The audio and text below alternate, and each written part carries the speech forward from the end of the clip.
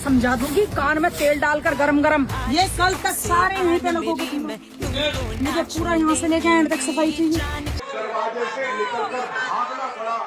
ये हालत आज दिल्ली के मुख्यमंत्री की हो गई है। आज ये इतनी दबंगई कैसे आ रही है आप में? आप तो बिल्कुल आग लगा दे रही हैं सोशल मीडिया में। अगर आप ओवर एक्टिंग भी करेंगे तो थोड़ी देर ही कर पाएंगे। नवरात्र के दौरान चिकन की दुकानें बिल्कुल नहीं चलने, बिल्कुल नहीं चलने देते। आप लोगों से अपील करना चाहती हूँ कि नवरात्रे के पावन अवसर पर धर्म में सपोर्ट करें। मीट व्यापारियों से अपील है कि इसको ना चलाएं। ये नवरात्रे अपनी अपनी दुकानों को आप सब बंद रखें। हिंदुस्तान में रहते हैं तो हमारे भगवानों का सम्मान करना पड़े, हमारे भगवानों का सम्मान करना पड़े। सम्मान थोपा भी जाता है। क्या आपको लगता है ये गैप को मिटाना बहुत जरूरी है कि जो सरकार सोच रही है वो अधिकारी समझे? नेता के तो आवाज में ताकत होती है, अधिकारियों की कलम में ताकत। लेकिन आप अक्सर खफा छोटे अधिकारियों से ही होती हैं। पेशा होती हैं। मेरे सदन की वीडियो देखिए। पार्षदों के पास आते हैं तो हम बताते हैं हमारे हाथ तो झुंझुनाए, वे क्या देंगे। अधिकारियों के पास जाते हैं तो वो हमें बताते हैं जी हमारे हाथ भी झुंझुना।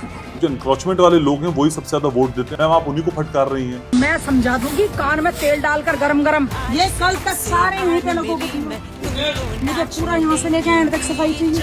ये ठीक करो थे। यातायात को बंद नहीं कर सकते। आपको दुकान ये इसलिए नहीं दी हुई कि दुकान कम चले और पटरियां बाहर ज्यादा चले। और जो पार्किंग के नाम पे हो रहा है वो तो माफिया है पार्किंग के, वो तो माफिया है पार्किंग के, फुली माफिया। पूरे क्षेत्र के कबाड़ी की दुकान बना दे। सीरियसली समझ रहे किसी बात को? मोड़ पर पूरे में जाम रहता है, तुम लोग क्यों ऐसे कर रहे हो? किसका आशीर्वाद चल रहा है तेरे पर भाई? मानेगा नहीं ना तुझे। कितनी बार मैं पर्सनली मना कर चुकी हूँ तुझे। पर पूरी दिल्ली का दिल धड़कता था उनके लिए। उन्होंने विश्वासघात भी तो किया है। दरवाजे से निकलकर भागना पड़ा। ये हालत आज दिल्ली के मुख्यमंत्री की हो गई। दिल में कहीं ना कहीं सुइयां भी तो चुभ ही हैं। महिला पार्षद क्या सोचती हैं कि वाकई दिल्ली में महिलाएं सुरक्षित नहीं? कौन सी देश है, कौन सा स्टेट है जहाँ थोड़ा बहुत क्राइम ना हो? अब जस्टिफाइड कर रही हैं इसको। बाबू ये राजनीति है, बाबू ये राजनीति है। महिलाओं को हमेशा सुरक्षा में रखा गया है। कभी पिता की सुरक्षा, कभी भाई की सुरक्षा, कभी पति की सुरक्षा। मेरे फादर बहुत बोल्ड थे। वो मौका उन्होंने आपको दिया? नहीं, बिल्कुल नहीं दिया। मैं उस समाज से बिलोंग करती हूँ जहाँ महिलाओं को उड़ने की आजादी नहीं होती। मैं आपकी इस चेहरे की आभा के साथ आंखों में नमी भी देख पा रहा हूँ। हो सकता है कि मेरे फादर मुझे सपोर्ट करते रहे, मैं कुछ और ही। घर का हेड आदमी ही होता है जब ये अनुशासन चले। क्या रेणु चौधरी में उतनी कुव्वत, उतनी हिम्मत नहीं है कि उसके घर में भी उसी का अनुशासन चले? मैं रीत अलग नहीं कर सकती। देश की, दुनिया की रीति अलग नहीं। मैम आपके चेहरे के भाव और जबान से निकलता संवाद मैच नहीं हो रहा है। मुझे मैच हो रहा है। मैं जो बोलती हूँ मन से बोलती हूँ। लेकिन कई बार पावर मिलकर दिमाग खराब हो जाता है। पति चलाएंगे, भाई चलाएंगे, पिता चलाएंगे, ससुर चलाएंगे। नहीं, हमारी राजनीति महिला ही चलाएंगे। तो क्या मैं दिल्ली की भावी मुख्यमंत्री से बात कर रहा हूँ? जहाँ ईश्वर बैठाएगा वहाँ बैठूंगी। विकास वर्सेस फ्री, कैसे आप उबर पाएंगी? अब लोगों को फ्री नहीं चाहिए, उनको काम चाहिए। उत्तराखंड का आदमी बोलेगा भाई मैं तो पहाड़ का हूँ, बिहार का आदमी बोलेगा मैं बिहार का हूँ। मेरी अपनी दिल्ली मिस करती है क्या ऐसा लोगों के बीच में? हिंदुओं को सम्मान ना मिले, हमारे देवी देवताओं को सम्मान ना मिले तो हम लोगों का जीना भी बेकार है। आपकी पॉपुलैरिटी का ग्राफ जो सोशल मीडिया में है कहीं बड़े नेताओं से ज्यादा हो गया तो नुकसान पहुंचा जाएगा आपको। कि राजनीति करनी है, राजनीति करनी है। क्यों राजनीति करनी है जब तुम्हारा लल्ला राजनीति के योग्य नहीं है? बीजेपी में महिलाओं को कहाँ आंकती हैं आप मैम? एक फोटो तक, एक वार्ड तक या फिर शिखर तक? आपकी काबिलियत आपको आंकती है, आप कहाँ पर खड़े होते हैं। भारतीय जनता पार्टी मेरी रूह में है, मेरी आत्मा में है, मेरे सिद्धांतों में है। तो यही सोचती हूँ भारतीय जनता पार्टी में ही।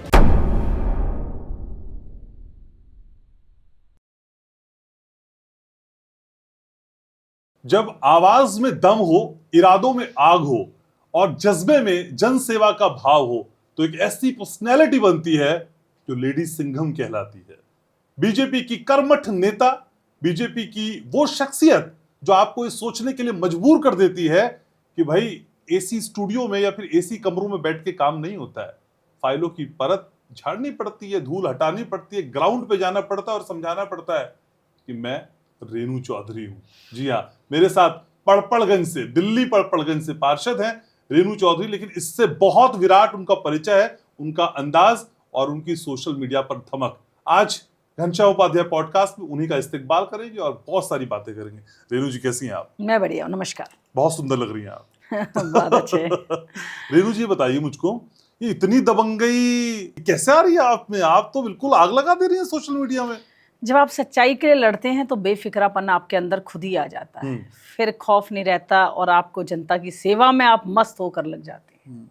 तो बचपन से आप ऐसी थी या हाँ, मतलब पॉलिटिकल नहीं बचपन स्टंटबाजी है? बचपन बचपन से हूँ। अच्छा, पर लेकिन आपको अजीब नहीं लगता, आप जाती हैं सड़कों पे, बोल देती हैं भाई दुकान बंद करनी है, अधिकारी भाई जाग जाओ, कान में तेल डाल, क्या कहाँ से मतलब ये सब कुछ इतना जज्बा? मतलब एक महिला पर्सनैलिटी को जो हम देखते हैं और जब बीजेपी के चरित्र को आंकते हैं जिसमें अनुशासन की बात और थोड़ा सा तहजीब के साथ और थोड़ा सा लीनियंसी रहती है, लेकिन आपका अंदाज तो बिल्कुल अलग है, ठेठ अंदाज, देसी अंदाज लोगों को पसंद भी आता है और काम करने का जो रूप होता है ना, जो आपका स्टाइल है वही काम करवाता है। अगर आप ओवर एक्टिंग भी करेंगे तो थोड़ी देर ही कर पाएंगे। जो आपका अपना अस्तित्व होता है वो हमेशा आपके अंदर झलकता है। और दुकान की बात करी तो नॉर्मल दुकानें नहीं, जो चिकन की जो नेगेटिव समाज में प्रभाव फैलाती हैं उनको बंद करने के लिए कहती हूँ कि आप टांगे मत रखिए और अंदर होकर, अंदर वार्ड के अंदर होकर, मार्केटों के अंदर होकर साइड में कहीं ना कहीं ऐसा जोन बनना चाहिए जहाँ ये चीजें हों। आम जनता के यातायात जहाँ चल रहा है वहां पर ये काम नहीं होने चाहिए, हमेशा मैं ये कहती रहती हूँ। नवरात्र के दौरान चिकन की दुकानें बंद रहेंगी? बिल्कुल नहीं चलने देती मैं, बिल्कुल नहीं चलने देती। और ये सम्मान भी है। ऐसा क्यों मैम? हमारे आप हिंदुस्तान में रहते हैं और आप ये पूछ रहे हैं, हिंदुस्तान में रहते हैं तो हमारे भगवानों का सम्मान करना पड़ेगा और ये जरूरी भी है। जब नवरात्रे आते हैं, होली आती है, दिवाली आती है, आपको ये चीजों का सम्मान करना पड़ेगा। हमारे समाज में, हमारे ग्रंथों में नहीं लिखा। सम्मान थोपा भी जाता है? थोप रही हैं आप? ये नहीं, करना पड़ेगा, थोपा नहीं जाता। आप 2 दिन काम नहीं करेंगे, 4 दिन काम नहीं करेंगे, कोई बात नहीं होती। मगर जो हमारे भगवानों के प्रति जो श्रद्धा है, जो हमारे लोगों के अंदर श्रद्धा है, उसको खत्म ना करें। तरीका यही है उसका? नहीं, मैं उनको बुलाती हूँ ऑफिस में, आराम से बताती हूँ कि आपको कोई नुकसान तो नहीं हो। बोले नहीं मैडम, जैसे आप बताओगे आपसे बाहर नहीं। मैंने कहा मेरे प्रभाव में बिल्कुल ही मत करना काम। जिस वार्ड में चल रहा होगा वहां पर आप कर सकते हो, जहां आपको लगे वहां कर सकते हो, मगर मेरे वार्ड में आप 9 दिन के लिए ना ये बंद कर दीजिए। बाकी आपको कभी दिक्कत नहीं आएगी मेरी तरफ। तो आप देखेंगी जाके बंद हुई है? देखती हूँ, मैं देखती हूँ। आपने हमेशा देखा होगा, मैं हमेशा देखती हूँ। मेरा पूरा वो खुद बंद करके मेरे पास आते हैं सारे कि हमने बंद कर दिया, हम सम्मान करते हैं। और यही नहीं, ईद भी आती है तो मैं उनका सम्मान करती हूँ, पूरा साफ सफाई करवाती हूँ। तो हर एक समाज को, हमें एक दूसरे को सम्मान करेंगे जब भी हम लोग चल पाएंगे। ठीक, लेकिन ये पॉलिटिक्स में आना कैसे हुआ आपका? शुरू से, बचपन से था। मेरे फादर पॉलिटिशियन थे, शुरू से वो था पैशन कि हाँ राजनीति में आना है, समाज को कुछ देना है, देश को कुछ देना और अच्छा कर दिखाना है, जो अलग हटकर हो, जो लोग कहेंगे हाँ भाई ऐसा भी होता है राजनीति में, वो चाहती थी। लेकिन बिना पॉलिटिक्स के समाज को कुछ नहीं दे पाते हैं? दे पाते हैं, मगर जब तक आपके हाथ में पावर नहीं होती, कुछ आप अधिकारियों के ऊपर आप होते नहीं हो, इलेक्ट्रल पॉलिटिक्स में नहीं होते, नहीं कर पाते हैं आप। समाज को आप दे सकते हैं जब आप, अगर हमारे सीएम है, हमारे प्रधानमंत्री हैं, आज समाज को इसलिए दे पा रहे हैं क्योंकि उनकी कलम में ताकत है, उनके कहने में ताकत है। आज अगर कोई और हो, अगर बोले, नहीं सुना जाएगा इतना ज्यादा। लेकिन कई बार मैंने देखा है कि जो सरकार का विजन है, जो सरकार की सोच है, वो नीचे अधिकारियों तक आते आते बदल जाती है, या अधिकारी उस तरह से सीरियसली लेते नहीं है। क्या आपको लगता है ये गैप को मिटाना बहुत जरूरी है कि जो सरकार सोच रही है वो अधिकारी समझे कि विजन है भाई, और इंप्लीमेंट कराने की जिम्मेदारी अधिकारियों पे ही, आप जानती हैं? बिल्कुल। नेता के तो आवाज में ताकत होती है, हाँ। अधिकारियों की कलम में ताकत होती है। अगर कलम नहीं हिलेगी तो कुछ भी नहीं हो पाएगा, फाइल पे फाइल चलती रहेगी, कुछ नहीं हो पाएगा। इसको समझना पड़ेगा। अगर आपको देश बदलना है, देश को सुधार करना, मोदी जी के नेतृत्व में बहुत सा काम हुआ और आप कहीं देश ऐसे मुकाम पर है कि जहाँ वर्ल्ड का जो पूरा विजन है इंडिया के प्रति एकदम चेंज हो गया है। मगर हमें अधिकारियों को समझना पड़ेगा कि हाँ हमें काम कर देना है। लेकिन आप अक्सर खफा छोटे अधिकारियों से ही होती हैं, बड़े अधिकारियों से नहीं हमेशा होती हैं। आप मेरे सदन की वीडियो देखिएगा, मैं सदन में भी कहती हूँ, मैं बड़े अधिकारी और छोटे अधिकारी मैं चूज करके नहीं करती। मेरी जनता को जो बेहतर होगा, मेरे वार्ड के लिए जो अच्छा लगेगा, चाहे कितना ही बड़ा अधिकारी हो, मुझे उनसे कोई वो नहीं है जब तक मेरी जनता खुश नहीं। मुझे अपने लोगों को खुश रखना है। मुझे उनके ऊपर कहा गया है कि आप उनका सुपरविजन करेंगे, आप उनका नेतृत्व करेंगे। अब मैं वार्ड में सबसे पहला जो व्यक्ति होता है वो पार्षद होता है। तो मैं उनको देखभाल कर रही हूँ। तो मेरे लिए अगर मेरे वार्ड में जो भी समस्या आएगी, चाहे बड़ा अधिकारी हो चाहे छोटा अधिकारी हो, सब मेरे लिए एक समान है।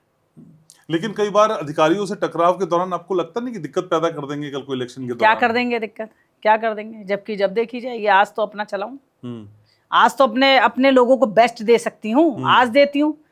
चुनाव किसने देखा? जहां आप बैठे हो, जिस मुकाम पर बैठे हो, जिस समय बैठे हो, उसकी चिंता करें। भविष्य की क्या चिंता करनी? भविष्य भगवान अपना सुनहरा खुद बनाता है। जब आप कर्म योगी होते हो, आपका कर्म प्रधान होता है, आपका भविष्य खुद सुनहरा हो जाता है।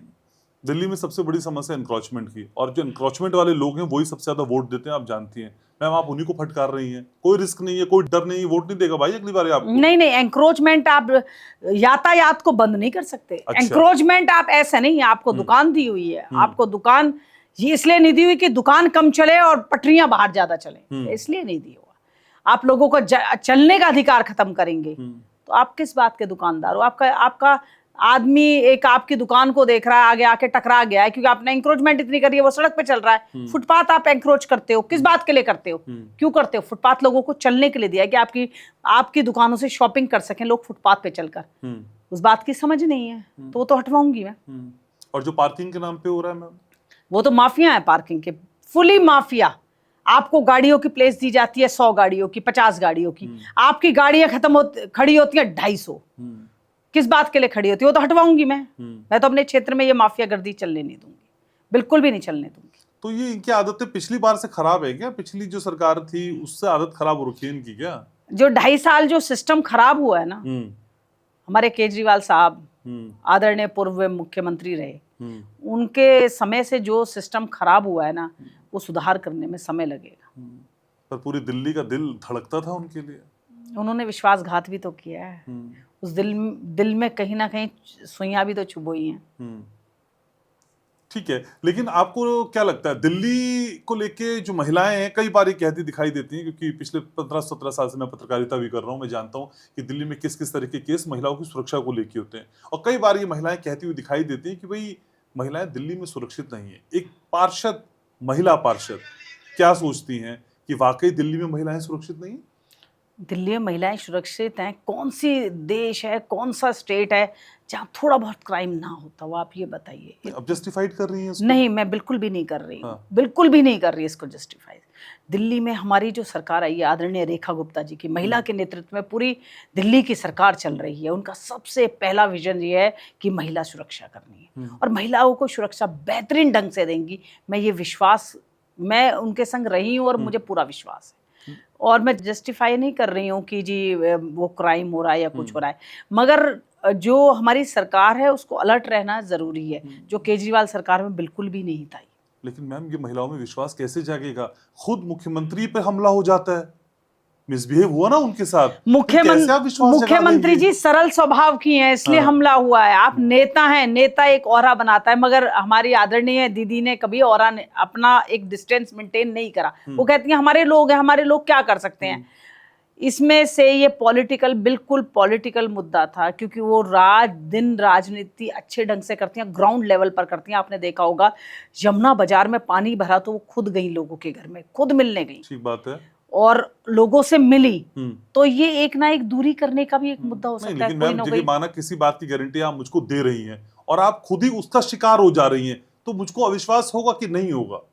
बाबू, ये राजनीति है, कहाँ से शुरू होती है और कहाँ खत्म होती है आप भी नहीं जा पाते हैं कि किसको कहाँ दूर करना होता है। जनता से दूर करने के लिए जनता के बीच में एक व्यक्ति भेजा ताकि दूर हो जाए वो जनता से। वो दूर नहीं होंगी जनता से, जनता के पास रहेंगी। ये पॉलिटिकल मुद्दा है और कुछ नहीं है। रेणु चौधरी पे तो हमला नहीं होता, वो तो इतनी दबंगई के साथ जाती हैं, उखाड़ फेंकती हैं, आदरणीय मुख्यमंत्री पूरा हमारा राज्य संभाल रही हैं, तो उनके पर बड़ी जिम्मेदारी है। रेणु चौधरी एक छोटा से वार्ड की पार्षद है। छोटा है बड़ा धमाल कर सकता है, लेकिन बड़ा छोटा भी नहीं कर पा रहा। क्या ऐसा भी है? नहीं, ऐसा कुछ नहीं है, ऐसा कुछ नहीं है, ऐसा कुछ नहीं है। मैं आपकी खैर मजबूरियां समझ सकता हूं। आदरणीय रेखा गुप्ता जी के नेतृत्व में ही काम कर रहे हैं, उनको देखकर ही हमने सीखा है, उसी प्रकार से हम लोग चला रहे हैं। अच्छा, बोल्ड होना कितना जरूरी है, और खासकर महिला का बोल्ड होना?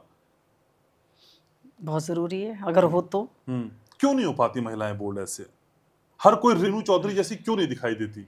महिलाओं को हमेशा सुरक्षा में रखा गया है। कभी पिता की सुरक्षा, कभी भाई की सुरक्षा, कभी पति की सुरक्षा, आगे आने वाले बेटे की सुरक्षा।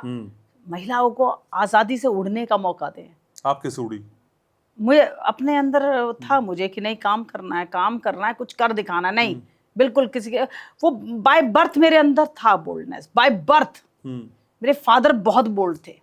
वो मौका उन्होंने आपको दिया? नहीं, बिल्कुल नहीं दिया, बिल्कुल नहीं दिया। मेरे घर में महिलाएं और बेटियां थोड़ा प्रोटेक्टिव ढंग से मैं जानता रहती था, हैं। इसलिए पूछा। हाँ, तो फिर- मैं उस समाज से हाँ। बिलोंग करती हूँ जहाँ महिलाओं को उड़ने की आज़ादी नहीं होती। गुजर समाज से बिलोंग हाँ। करती हूँ, तो ऐसा आज़ादी से उड़ने की, मगर वो जो एक पैशन होता ना, एक चिंगारी होती है आदमी के अंदर, वो कभी नहीं खत्म होती। भगवान डालते हैं, किसी के रोकने से नहीं रुक सकता आदमी। जहाँ जिसको जहाँ बैठना है वो बैठेगा। बचपन से कहती थी राजनीति करनी है, नहीं नहीं, राजनीति लड़कियों के लिए नहीं होती। मैं कहा एक दिन ऐसा करके दिखाऊंगी राजनीति में, आपका नाम भी उज्जवल करूंगी। तो वो बेड़ियां कैसे तोड़ी आपने? शादी हो गई, उसके बाद हाउसवाइफ रही काफी दिन तक। 2007 में अपने हस्बैंड से बोला कि यार मुझे तो राजनीति करनी है, मन नहीं अच्छा लगता, मुझे तो घर में नहीं बैठना। ये क्या है, रोटियां देखना, घर परिवार देखना, देखना जरूरी है, वो हमारा पार्ट है, वो मेरी जिम्मेदारी है, मगर मुझे राजनीति करनी है। बोले ठीक है कर। मेरे हस्बैंड का पूरा कॉपरेशन रहा, उन्होंने कभी भी ये फील नहीं करवाया कि मैं महिला हूँ। तो सच में मायके से ज्यादा सपोर्ट हस्बैंड का रहा? मायके में मुझे इस बात का कभी भी सपोर्ट नहीं रहा। मेरे फादर नैरो माइंडेड थे कि लड़कियों को लड़कियों का रूप निभाना चाहिए और लड़कों को लड़कों का। अच्छा। हाँ, 7 बहनें हैं हम, एक भाई है मेरा। तो और सब इतने बोल्ड हैं क्या, या इससे आधे भी बोल्ड हैं क्या? नहीं, बोल्ड तो ठीक है, मगर सब हाउसवाइफ है मेरी बहनें। मेरे बहनें सारी हाउसवाइफ है। बोल्डनेस तो है ही सब में, ब्लड में चल रही है। मेरी मदर बोल्ड है अच्छी, वो काम संभालती हैं, फार्मिंग करती हैं, अच्छी खासी फार्मिंग करती हैं। मगर मेरे हस्बैंड और मेरे बच्चों का बहुत योगदान रहा मेरे साथ। पर जब मैं आपकी बोल्डनेस की बात करता हूँ, मायके की बात करता हूँ, तो मैं आपके चेहरे की आभा के साथ आंखों में नमी भी देख पा रहा हूँ। रहता है वो तो। रेणु चौधरी अगर की नम आंखें मैंने नहीं देखी आज नहीं तक। नहीं, हो सकता है कि मेरे फादर मुझे सपोर्ट करते हैं, मैं कुछ और ही होती। ओटीज है। हाँ, रहता है, क्यों नहीं रहता। जो काबिल होता है ना, अपने संतान में जो भी काबिल हो उसको आगे बढ़ाना चाहिए, मैं ये सोचती हूँ। मैं अपने बच्चों से बोलती हूँ कि ना लड़का, मेरी 2 बेटियां हैं, एक बेटा है। मैं कहा जो भी पॉलिटिक्स के या मेरे बिजनेस के लायक होगा उसको ही दूंगी। मेरे बीच में कोई लड़का लड़की नहीं रहेगा, ये हमेशा कहती हूँ। ये भेद खत्म नहीं हो पा रहा क्या रेणु जी? हमारे देश में पुरुष प्रधान समाज है और रहेगा भी, और होना भी चाहिए।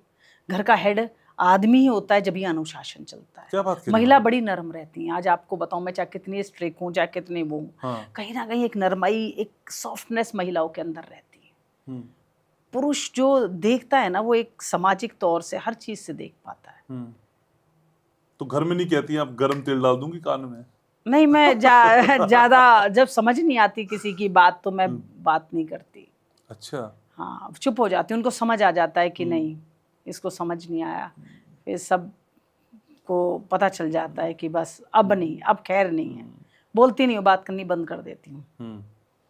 मगर जनता में जाकर ये नहीं कर सकती ना, अधिकारियों से बात करनी बंद कर दो, वो तो खुश हो जाएंगे, बात नहीं करी। उनके तो कुछ ना कुछ करना पड़ता है ना, गरम तेल डालना पड़ता है, थकना बोलना पड़ता है, जब भी काम हो पाता है। आप टाइट होते हो जब भी काम होता है। अच्छा, क्या अधिकारियों के मन में ये कॉन्सेप्ट भी रहता है ये तो महिला नेता है, ये उतने बोल्ड नहीं होता है। हाँ। अधिकारियों के अंदर बहुत जबरदस्त होता है कि अच्छा। महिलाएं, पुरुष चलाएंगे, पति चलाएंगे, भाई चलाएंगे, पिता चलाएंगे, ससुर चलाएंगे। नहीं, हमारी राजनीति महिला ही चलाएंगी। हल्के में आंकते महिलाओं को अधिकारी? शुरू में आंकते हैं। अच्छा। जब आदमी का अस्तित्व देख लेते हैं, उसके बाद उसकी धारणा बनाते हैं। तो बाहर से दिखने वाली सख्त नारियल की तरह, अंदर से तो मुलायम है रेणु चौधरी।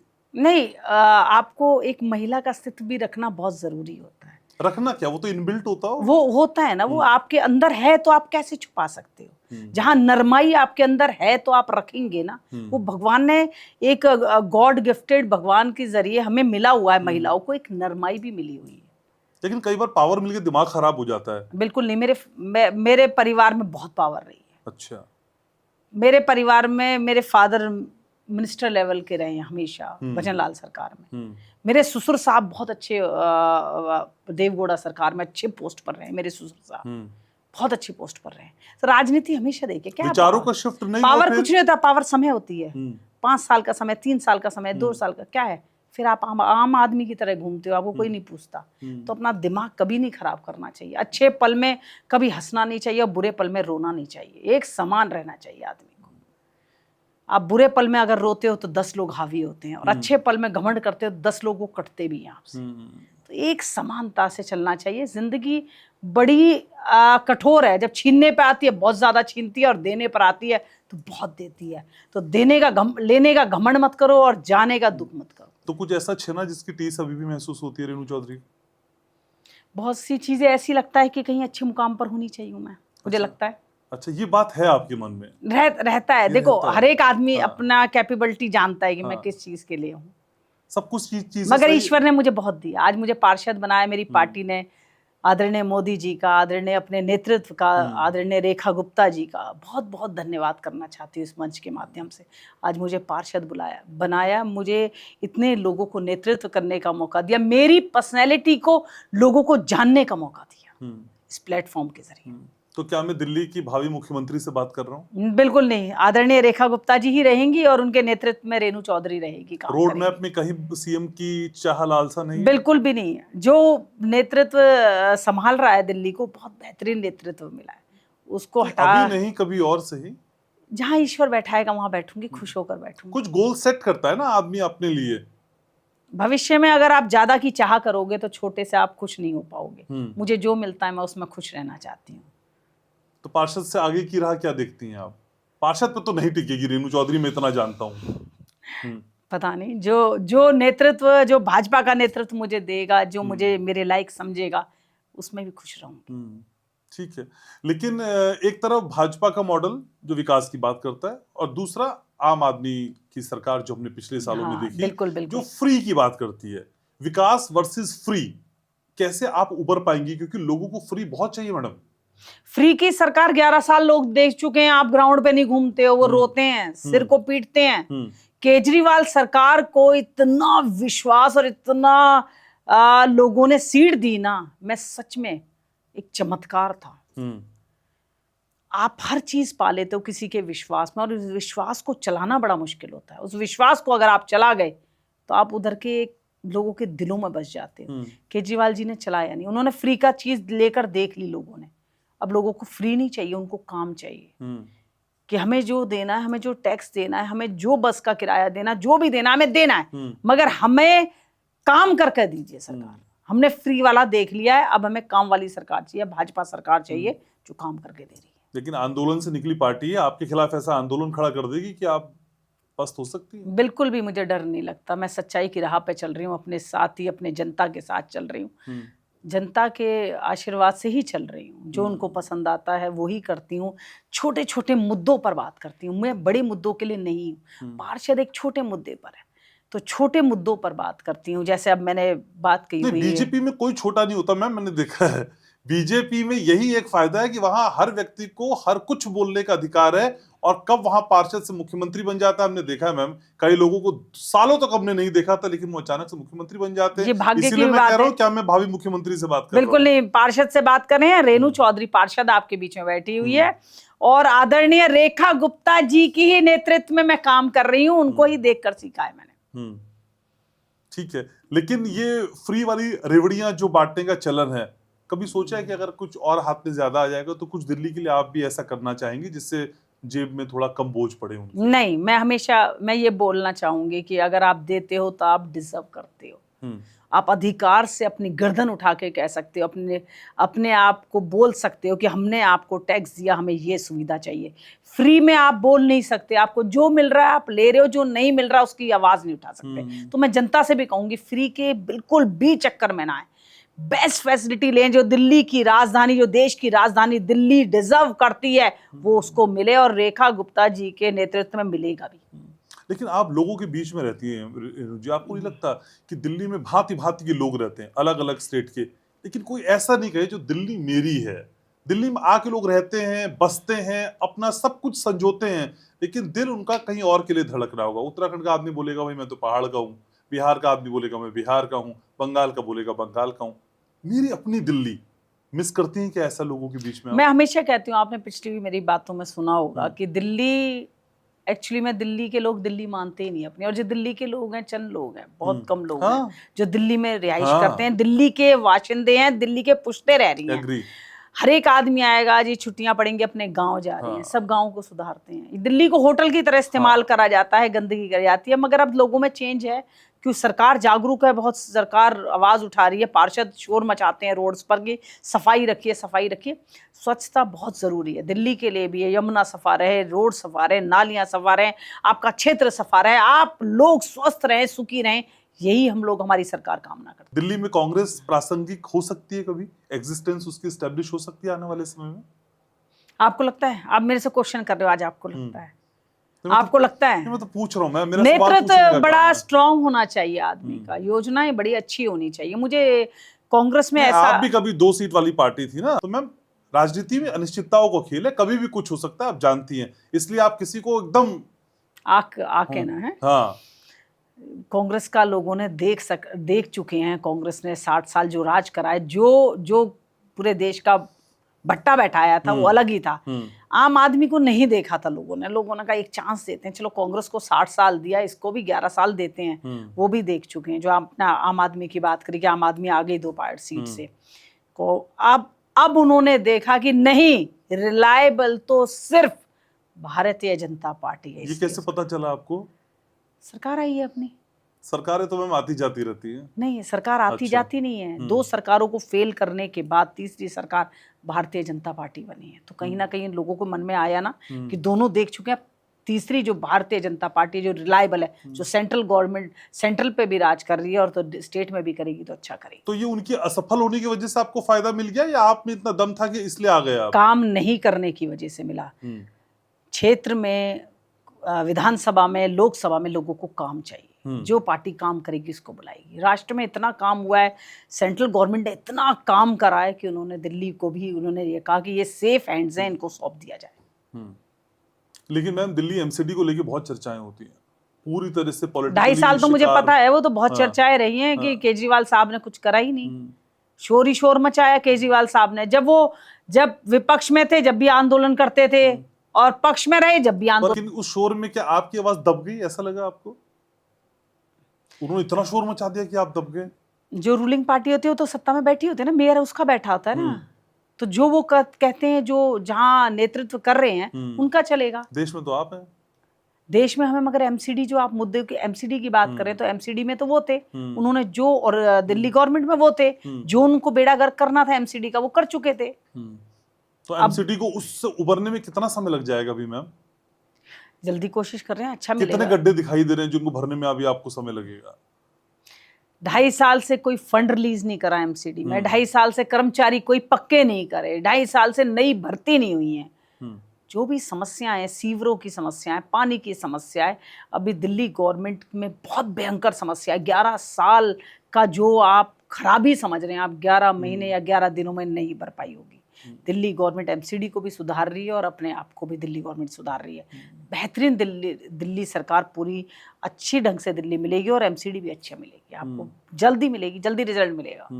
लेकिन आप जब सड़कों पे उतरती हैं तो वायरल हो जाती हैं, लेकिन कई बार ये घबराहट नहीं होती, क्योंकि सोशल मीडिया की सफलता को हजम कर पाना कई बार मुश्किल भी हो जाता है। कहीं कोई वीडियो ऐसा बन जाए जो आपके खिलाफ चला जाए, कुछ एहतियात बरतती है? नहीं, जो मेरे मन में आता है मैं करती हूँ, मैं गलत नहीं करती किसी के लिए, आप मेरी बात समझिएगा, मैं कभी किसी के लिए गलत नहीं करती। और इसमें भी कोई भी वीडियो आप अगर उठा के देखेंगे, मैंने किसी के लिए गलत नहीं करा हुआ है। मेरी आत्मा जिस दिन मुझे दोष देगी, मैं उसी दिन सोशल मीडिया पे आके माफी मांगूंगी। मैं गलत नहीं करती, मैं सोच समझ कर जाती हूँ कि जब लोग बहुत कंप्लेंट लेकर आते हैं, मैडम इससे, इस मुद्दे से परेशान है, जब मैं फील्ड में जाती हूँ, आपने देखा होगा हजारों की, सौयों की भीड़ होती है मेरे साथ जब मैं चल रही होती हूँ, क्योंकि उनके मुद्दों को छेड़ती हूँ मैं, उनके मुद्दों को टच करती हूँ। किसी और से समस्या नहीं हट पा रही है, लोग खुद नहीं हटा पा रहे, तो इसलिए मैं जाती हूँ फील्ड में, इसलिए मुद्दे हटाती हूँ। मेरे खिलाफ क्या बनाएंगे, मैं तो जनता के लिए बोल रही हूँ, इसका मतलब जनता के खिलाफ बना रहा है जो भी बना रहा है, जनता के मुद्दे छू रही हूँ केवल।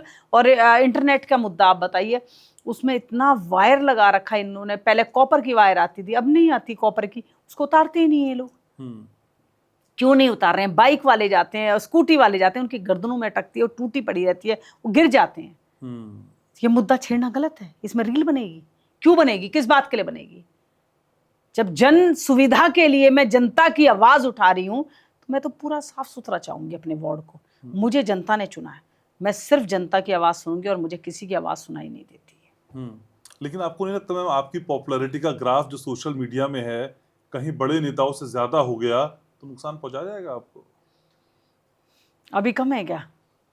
पॉपुलैरिटी तो बहुत ज्यादा है और जो बड़े लोग हैं उनकी उतनी पॉपुलैरिटी सोशल मीडिया पे नहीं दिखाई देती। मैं नाम कोट नहीं कर रहा हूं, आप समझ रही हैं? भारतीय ओवरशैडो तो नहीं कर देंगे आप? नहीं, भारतीय जनता पार्टी में समाई करने की आदत है और बच्चों को बढ़ते हुए देखने की आदत है। तो मैं तो उनकी बच्ची हूं, उन्होंने मुझे बढ़ते हुए देखना चाहते हैं। भारतीय जनता पार्टी में डाला जाता है। ठीक है, लेकिन मैम अगर आप अपने वार्ड में कुछ दो ऐसी बड़ी चीजें करना चाहें जो आपको लगे कि भाई ये हो नहीं पा रही हैं, वो दो बड़ी चीजें जो आपके ब्लूप्रिंट में हो, रोड मैप में हो।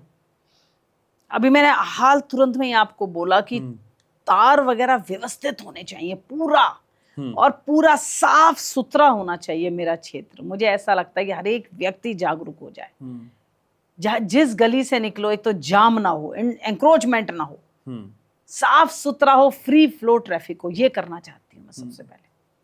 तो आप एक कोई ऐसा बड़ा काम जो बीजेपी के जरिए कराना चाहें, केंद्र के जरिए कराना चाहें, रेखा जी के जरिए कराना चाहें, आप कह रही हैं सब उन्हीं के सानिध्य में है आपके जीवन में, कोई एक बड़ा काम जिसकी अर्जी आप चाहती हैं लग जाए? अभी मैंने परसों ही बोली है। अब इस पे एक मेरा श्यामा प्रसाद मुखर्जी हॉस्पिटल है, उसको मल्टी स्पेशलिटी हॉस्पिटल बनाना चाहती हूँ। वो टीवी हॉस्पिटल है और वो काफ़ी लैंड है उसके अंदर। तो मेरे 3-4 विधानसभा उसमें कवर होंगी। त्रिलोकपुरी होगी, हमारी पटपड़गंज विधानसभा होगी, आसपास की कल्याणपुरी हो जाएगी। वो मल्टी स्पेशलिटी हॉस्पिटल बन जाएगा तो बहुत है। मैंने बताया है तो उन्होंने संज्ञान में लिया है, हमारी आदरणीय मुख्यमंत्री जी ने। उनका आप चलाइए, पेपर चलाइए, मैं देखते हैं इसमें करते हैं। बीजेपी में महिलाओं को कहाँ आंकती हैं आप मैम? एक फोटो तक, एक वार्ड तक, या फिर शिखर तक? रेखा जी से आपको लगता नहीं है कहाँ? मैं तो आपकी ज़बानी सुनना चाहता हूँ। आपकी काबिलियत आपको आंकती है, आप कहाँ पर खड़े होते हो। महिला होना और पुरुष होने की बात अलग है, और उसमें बिल्कुल भी आप उसको महिला और पुरुष के रूप में नहीं देख सकते। आपकी काबिलियत, आपका हुनर, आपका जज्बा, आपका पैशन आपको बताता आप कौन सी पोस्ट पर होने चाहिए और कहाँ पर होने चाहिए। और जब वहां के लायक नहीं रहते तो नीचे भी आ जाते हैं, ऐसा भी होता जब आप में वो क्वालिटी नहीं होती तो नीचे भी आते हैं आप। ओके। आप अगर ऊपर बैठे हैं तो आपके अंदर वो क्वालिटी होनी चाहिए, उतना काम करने का जज्बा होना चाहिए। आप जितना काम आप जहाँ जो डिजर्व करता है आप उधर नहीं करते हो, आप नीचे भी आते हो। तो मैम मैं माने कि स्मृति ईरानी की काबिलियत कम हो गई थी, इस वजह से फिर टीवी में कम बैक कर लिया उन्होंने। इतने बड़े बड़े नेताओं पे मैं टिप्पणी क्या कर सकती हूँ? हमारी तो सड़क में गर्दा उड़ा देती है, कुछ भी हमारी मैं समझना चाहता हूँ कि एक बेसिक, देखिए किसी भी राजनीति की शुरुआत जहां आप हैं वहां से शुरू होती है। तब मैं समझना चाहता हूँ, जैसे आपने बोला कि नहीं है काबिलियत तो नीचे आ जाओगे, तो क्या स्मृति ईरानी में वो काबिलियत नहीं रही थी, इस वजह से वो टीवी में आ गई? आदमी का अपना मन भी होता है ना कुछ। उनको पॉलिटिक्स का मन था, उन्होंने पॉलिटिक्स करी, उनका मन है अब सीरियल्स बनाने का बनाया है। तो महिलाओं के लिए क्या दायरा है क्या कि नहीं आप राजनीति कर रहे हो अब नीचे आ गए हो? अब आपने अगर राजनीति में अभी अपना बिजनेस को थोड़ा समय दिया तो आप नीचे आ गए हो।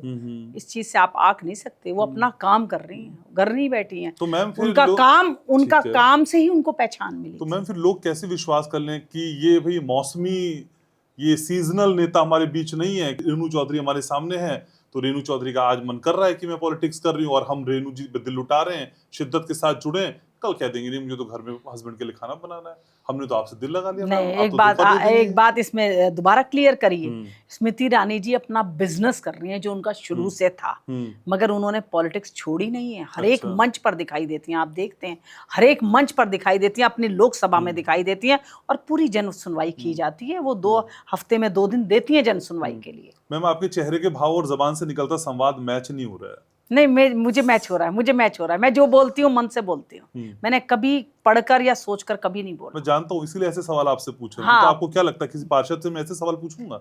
मैं जानता हूँ कि आप इतनी बेबाक है, आप बोलती हैं, आप दिल से बात करती हैं, मैं जानता हूँ ये बात, इसीलिए आपसे बातें पूछ रहा हूँ। ये तो आपने कह दिया कि अपना काम करना कोई गलत बात नहीं है। अगर मैं अपना काम पार्षद होने के नाते और काम को भी समय दूं तो ये बात नहीं है कि आप लैग करते हो। पॉलिटिक्स में कमाई नहीं है, अपना काम भी जरूरी है ना। अच्छा मैम, क्या कह रही हैं पॉलिटिक्स में कमाई नहीं है? आपको जनसेवा करते हो आप, मैम मैंने तो जब आप पॉलिटिक्स को बिजनेस समझते हैं क्या? मेरे ख्याल से ये आप ये दिमाग में रखते हैं, पॉलिटिक्स बिजनेस नहीं है।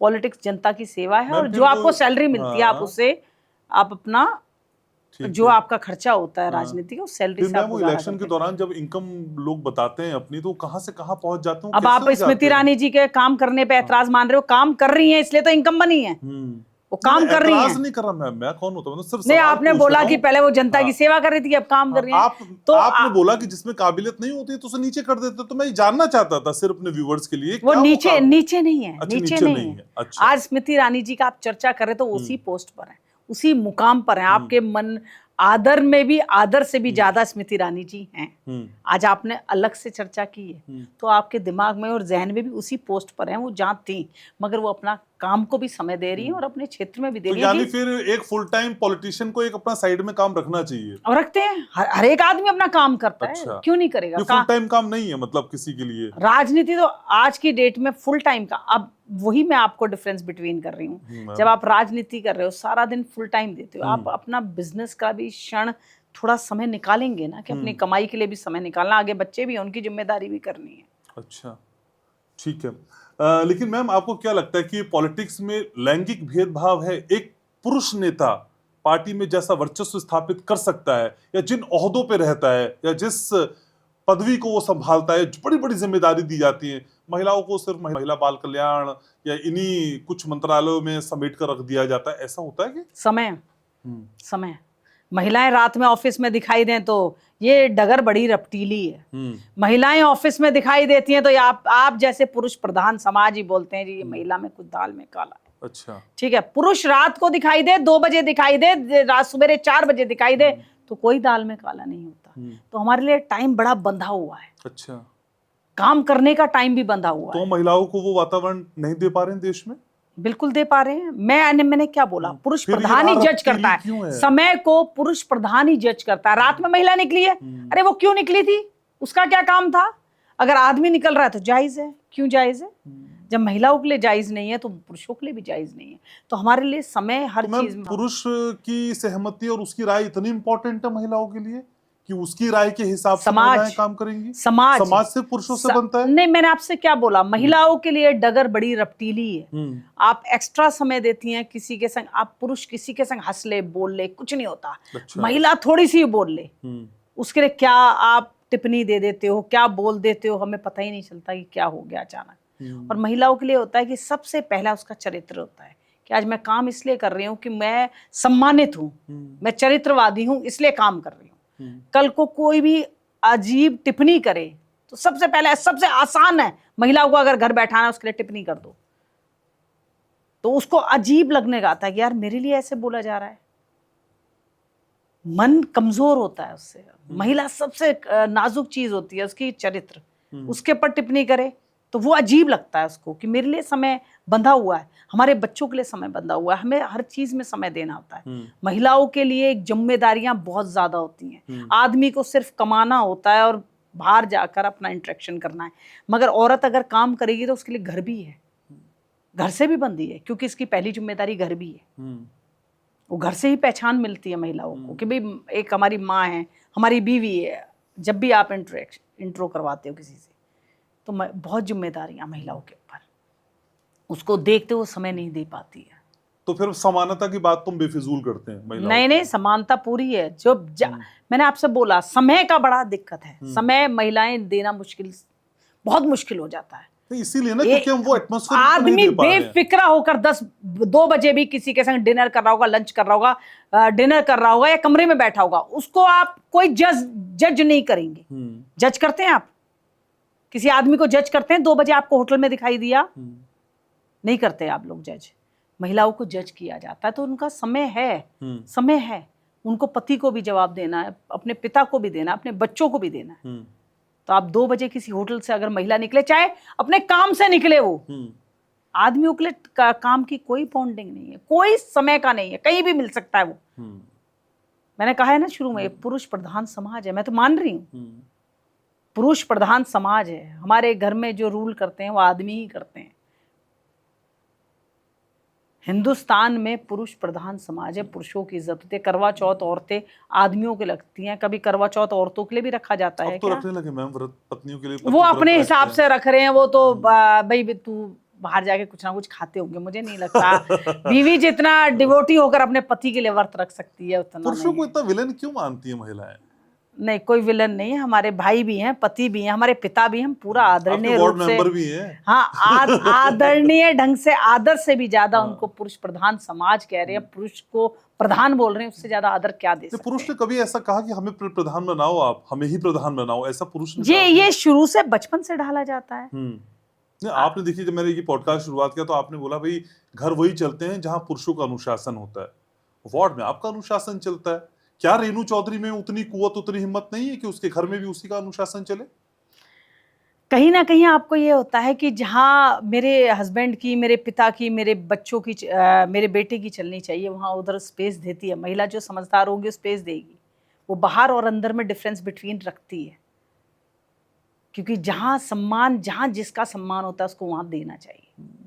लेकिन मैम जिस पुरुष मैं रीत अलग नहीं कर सकती, देश की, अच्छा। दुनिया की रीति अलग नहीं कर सकती। लेकिन जिस पुरुष और पति को आप घर में स्पेस दे रही हैं, वही फिर हाउस में जब जाता है और उसके सामने कोई रेणु चौधरी होती है तो वो स्पेस वहां भी मांगता है। मुझे 1 लाख आदमी विश्वास कर रहा है। हाँ। इसलिए विश्वास करा है, मुझे इसलिए वोट दिए कि हमारे लिए एक महिला बोलेगी, और उसके लिए मैं बोलूं कि इस अधिकारी को मैं स्पेस देती हूँ। मुझे 1 लाख आदमियों ने मुझे घर में विश्वास नहीं करा, वो मेरा मन है। मैं अपने हस्बैंड को कितना इज्जत देती हूँ, अपने बच्चों, अपने बेटे को कितना इज्जत देती हूँ, अपने भाई को। 1 लाख आदमियों ने मेरे से विश्वास नहीं करा, मगर सदन में मुझे 1 लाख लोगों ने विश्वास किया है कि सदन में एक महिला उठ के हमारे लिए एक पुरुष से भी लड़ेगी, महिला से भी लड़ेगी और अधिकारियों से भी लड़ेगी। ठीक है, फैमिली वाला पॉडकास्ट हो गया। तो मैम आज का पॉडकास्ट बहुत इंटरेस्टिंग है और दिल से है, किसी तरह कोई फैब्रिकेशन यहाँ पे बिल्कुल नहीं है। बिल्कुल।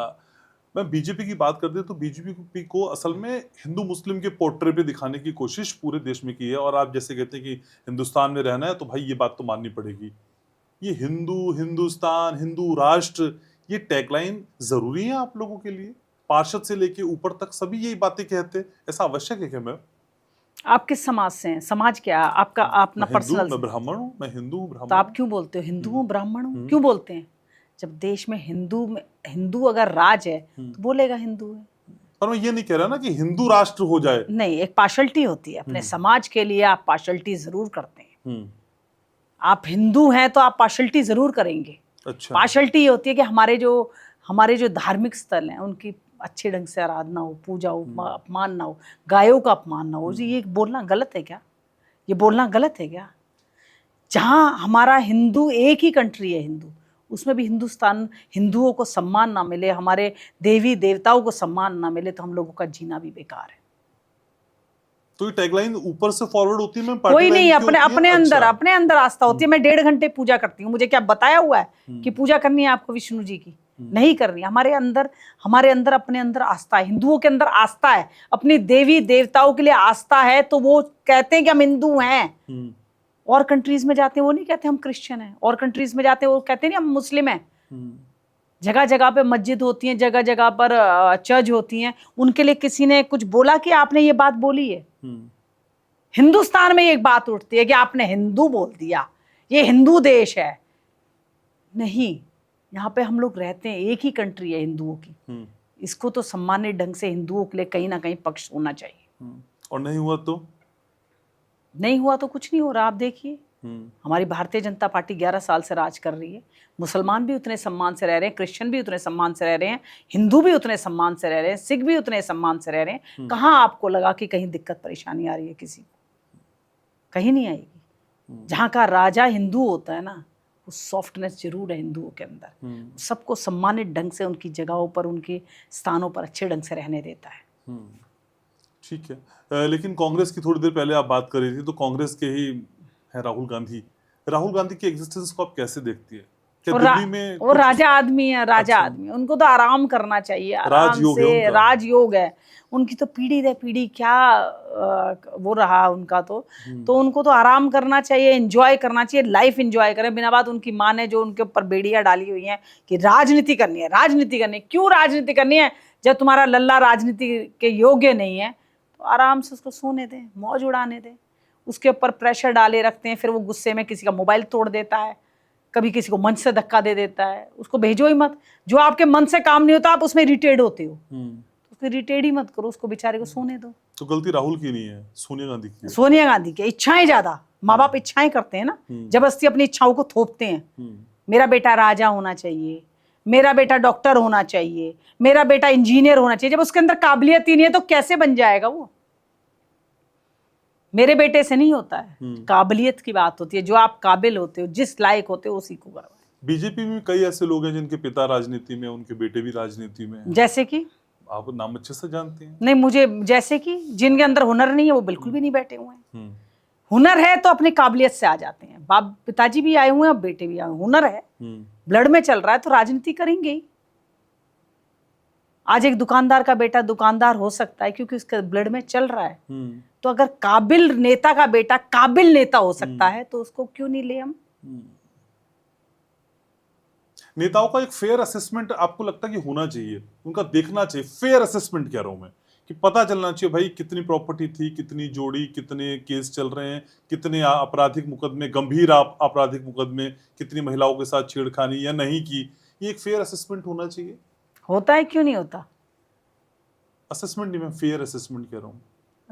फेयर ही होता है। भारतीय जनता पार्टी के राज में हर चीज फेयर ट्रांसपेरेंट पाओगे आप, कहीं दिक्कत परेशानी नहीं मिलेगी। फिर वो एनसीआरबी के आंकड़े तो कुछ कुछ बताते हैं मैम, अलग अलग चीजें आपके असेसमेंट की। आंकड़ों का क्या कहना, न्यूज चैनल ही बताते होंगे और कौन बताता। ठीक है, लेकिन मैम जिस शुचिता की, जिस अनुशासन की, जिस चरित्र की बीजेपी बात करती रही है और मोदी जी जिसका परचम लहराते हैं अक्सर, आपको लगता है कि जो मोदी जी का विजन है वो नीचे भी उसी रफ्तार में और उतनी ही शिद्दत के साथ सर्कुलेट हो रहा है नेताओं के अंदर? जी हाँ, नेताओं के अंदर जो मोदी जी ने कहा, हमारा जो नेतृत्व कर रहे हैं आदरणीय मोदी जी, प्रधानमंत्री हमारे देश के, वो जो विजन लाते हैं, वो जो ट्रांसपेरेंट विजन लाते हैं और जो देश की भलाई के लिए लाते हैं वही लाते हैं। और पूरे ढंग से नेता भी उसको फॉलो करते हैं कि जल्द से जल्द वो ग्राउंड पर आना चाहिए। उनसे मिलना हुआ? हाँ, राखी बांधी थी मैंने। अच्छा, हाँ। कौन सा अनुभव रहा आपका? बहुत अच्छा। क्या कहा आपसे? राखी में क्या मिला आपको? हमारे लिए सबसे अच्छा तोहफा है कि हमारे देश के प्रधानमंत्री आदरणीय मोदी जी हैं। यही सबसे बड़ा तोहफा है हमारे बहनों को और हम लोगों को। तो बीजेपी मोदी जी के नाम पे ही, अगर मोदी जी का नाम हट जाए बीजेपी से, तो क्या बीजेपी का अपना कोई अस्तित्व है? परिवार क्या एक नाम से चलता है? पीढ़ियां चलती हैं, ये पीढ़ियां हैं। आज मोदी जी का दौर है, कल किसी और का होगा, परसों किसी और का होगा। तो मोदी जी का दौर कब तक देख पा रही हैं आप? बहुत लंबा, जब तक सांस है, जब तक आस रही। तो उनकी डोर को थामने वाला कोई दूसरा दिखाई देता है? क्योंकि पार्टी के अंदर की बात है, तो कोई दिखाई देता है। तो मोदी जी नहीं होंगे तो फिर अब इनका दौर आएगा। परिवार में नाम चलाने वाला एक व्यक्ति होता है, और चाहे आपके 3 बच्चे हों चाहे 4 बच्चे हों, आप पहले से जजमेंट नहीं कर सकते कि ये व्यक्ति मेरे डोर चलाएगा। आप जिसको कहते हो ये किसी लायक नहीं है, वो भी डोर चला देता है कभी कभी। किसी को कहते हो बहुत हुनर वाला है, बहुत काबिल है, ये डोर संभालेगा, वो भी नहीं संभाल पाता। तो भविष्य ही तय करेगा किसको भारतीय जनता पार्टी अपना प्रधान घोषित करती है। योगी आदित्यनाथ का नाम बड़ा रहता है कि पीएम के बाद, पीएम मोदी के बाद वही पीएम होंगे। हाँ, अनुशासित व्यक्ति हैं वो, और उनको पारिवारिक जीवन से, मोदी जी को भी ऐसा ही है, जहाँ पारिवारिक जीवन है तो वो विकल्प हो सकते हैं। हाँ, हो सकते हैं वो विकल्प हो सकते हैं।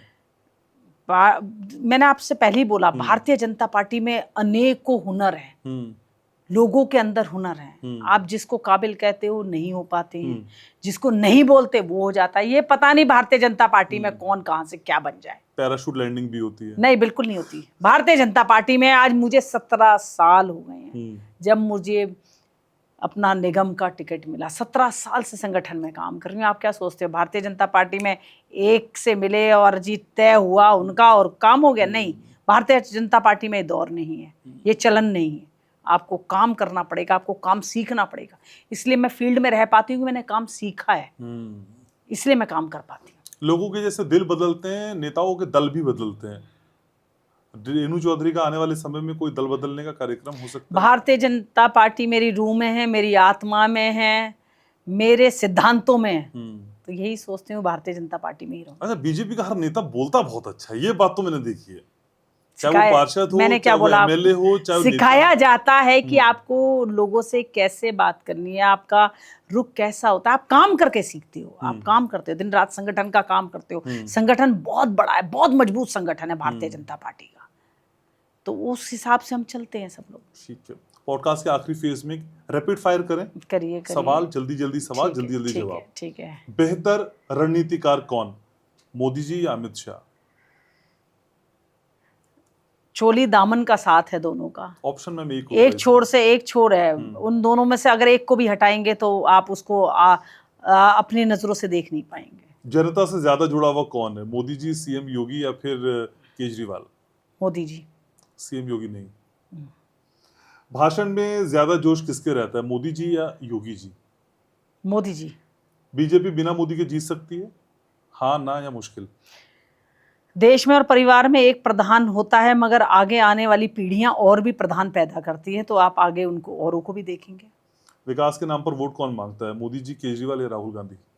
मोदी जी, ये तो क्वेश्चन ही नहीं था। अच्छा, कौन ज्यादा भरोसेमंद नेता है, मोदी जी या कोई नहीं? मोदी जी ने जो बोला है वो कर दिखाया है। अगर आपकी पार्टी गलत है तो आप खुलकर विरोध कर सकती हैं, इतनी कुवत पार्टी ने आपको दी है। मेरी पार्टी कभी गलत ही नहीं हो सकती। जिसका प्रधान सेवक पूरा अनुशासित हो और पूरा निष्ठावाद हो और जो देश को पूरी चीज समर्पित कर चुका हो, वो कभी गलत नहीं हो सकता। बीजेपी की पहचान क्या है, हिंदुत्व या गुड गवर्नेंस? Good governance. अगर कल कांग्रेस सत्ता में चले जाए तो देश को नुकसान होगा या कुछ नया मिल जाएगा? जो केजरीवाल ने दिया वही देश और दुनिया को मिलेगा और दिल्ली को मिलेगा, इसलिए आशा ना करें आगे सत्ता कहीं और जाए। तो मैं अगली भावी सीएम से बात कर रहा हूँ, हाँ या ना? नहीं, मैं पार्षद रेणु चौधरी पार्षद से ही बात कर रहे हैं। आप घबरा क्यों रही है सीएम का नाम सुनते ही? नहीं, मैं आप नहीं बनना चाहती सीएम? और दिल पे बताइएगा, आप विष्णु जी की पूजा करती हैं, भगवान को मानती हैं, दिल पे हाथ रखे, क्या आप सीएम नहीं बनना चाहती? अभी जो नेतृत्व मिला हुआ है बहुत बेहतरीन। मैंने ये कहा ही नहीं, मैं तो भावी कहा आपको, मैंने ये थोड़ी कहा कि रेखा जी को रिप्लेस करके आप बन जाएं। नहीं, रेखा जी सबसे बेहतरीन सीएम है। हमारी दिल्ली को बहुत अच्छा तोहफा मिला है। महिलाओं के लिए बहुत सोच समझने वाली महिला है वो, तो वही बेहतरीन है। आने वाले समय में आप नहीं बनेंगी सीएम? मैंने आपसे बोला भविष्य ईश्वर के हाथ में है, जो मुझे देंगे वो मैं लूंगी, मगर मैं किसी को भी अपने आदरणीय रेखा दीदी को हटाकर मैं कभी बनूं ये सोच ही नहीं सकती। ठीक है, हमारी ढेर सारी शुभकामनाएं। जो आप नहीं चाह रही हैं वो भी हो जाए, और जो मन में चल रहा है वो भी हो जाए, और आप ऐसी मुस्कुराती रहें, दबंगई ऐसी रहे, गर्दा उड़ाती रहें, धुआं उड़ाते रहें, और मेरे पॉडकास्ट में भी आती रहें। बहुत बहुत धन्यवाद। चाहे पार्षद बने, चाहे एमएलए बने, चाहे सीएम बने, चाहे फिर कुछ और बने। पक्का पक्का पक्का पक्का, बिल्कुल वादा है। Thank you so much Renu. Okay, धन्यवाद। तो आज के इस पॉडकास्ट को यहीं समेटना है। उम्मीद कर रहा हूँ ये बातें आपको पसंद आई होगी। कमेंट सेक्शन में बताइएगा कि रेणु जी ने जो कुछ कहा आपके दिल में कितना उतरा, और इनकी रील तो बाबा तौबा तौबा, आप देख ही सकते हैं कि वायरल क्वीन है। आपको पॉडकास्ट कैसे लगा, मुझे आपके रिएक्शन का इंतजार रहेगा। तो लाइक करिए, शेयर करिए, सब्सक्राइब करिए, और याद रखिए मैं आपसे बहुत प्यार करता हूं।